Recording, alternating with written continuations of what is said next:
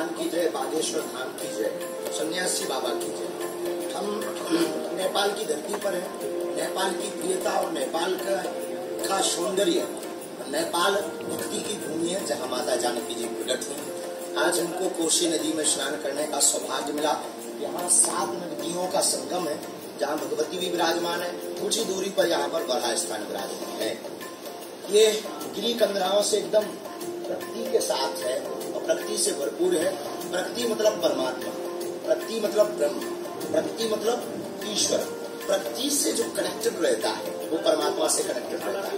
हमारी बीमारियों की सबसे बड़ी जड़, हमारे रोगों की सबसे बड़ी जड़ अगर कुछ है तो आधुनिकता है। आधुनिकता के साथ साथ आज के व्यक्ति को आधुनिक होना चाहिए, आधुनिकता में लिप्त नहीं होना चाहिए। बीच बीच में परमात्मा को महसूस करने के लिए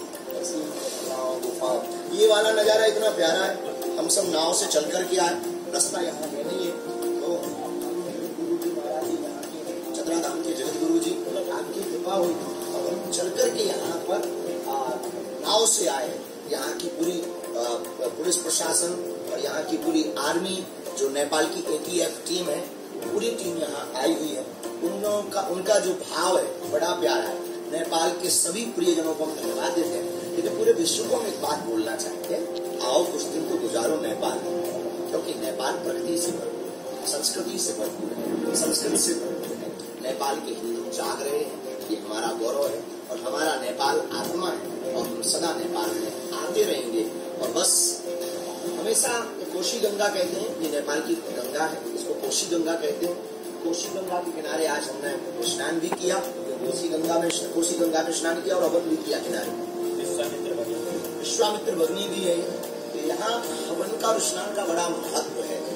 गंगा स्नान से जब स्नान करके हम बाहर निकलते हैं तो शरीर को पोंछा नहीं जाता, ऐसा हमारे शास्त्र कहते हैं। इसलिए नहीं पोंछा जाता क्योंकि जो जल होता है ना वो पितरों को तृप्त करता है, पूर्वजों को तृप्त करता है। हमारे पूर्वजों को जो जल देने की परंपरा है, इसलिए गंगा, यमुना, सरस्वती जब भी ऐसे तीर्थ स्थानों पर जाएं तो आप स्नान जरूर करें। पितरों की मुक्ति के लिए, पितरों के मोक्ष के लिए, अपने पूर्वजों की संस्कृति को, धरोहर को जीवित रखने के लिए। इसलिए प्रकृति से जुड़े रहें, नदियों को साफ रखें, नदियों के किनारे, नदियों में कभी भी स्नान करें, शैम्पू साबुन का इस्तेमाल ना करें और हो सके तो पादुका का भी आसपास इस्तेमाल ना करें अगर संभव हो। हम फिर से नेपाल की चर्चा, आगे की यात्रा आपको कल बताएंगे। कल थोड़ा सा अलग है और कथा महोत्सव बहुत अद्भुत चल रहा है। यहाँ का महाकुंभ चल रहा है, नेपाल का महाकुंभ 12 वर्ष में हो रहा है। पूज्य जगत गुरु महाराज जी उसी महाकुंभ में टेंट लगाए, तंबू लगाए और ये राम मंदिर बना रहे हैं, नेपाल में हिंदुओं को जला रहे हैं और हम कथा सुना रहे हैं। और शायद कल दिव्य दरबार भी लगेगा,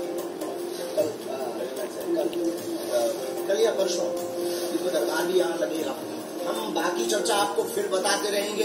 आप नेपाल की यात्रा में जुड़े रहिए, फिर हम आपको कहेंगे आओ कुछ दिन तो गुजारो नेपाल में। यहाँ की संस्कृति, यहाँ की भक्ति, यहाँ की संस्कृति और हाँ पवित्रता बनाए।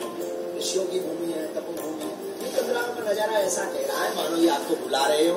ये अपने प्राचीन परंपरा के सभी तीर्थ आज भी जैसे के तैसे जो के त्यों है। ये भारत को, हम सबको बहुत गौरव का विषय है। जय श्री राम।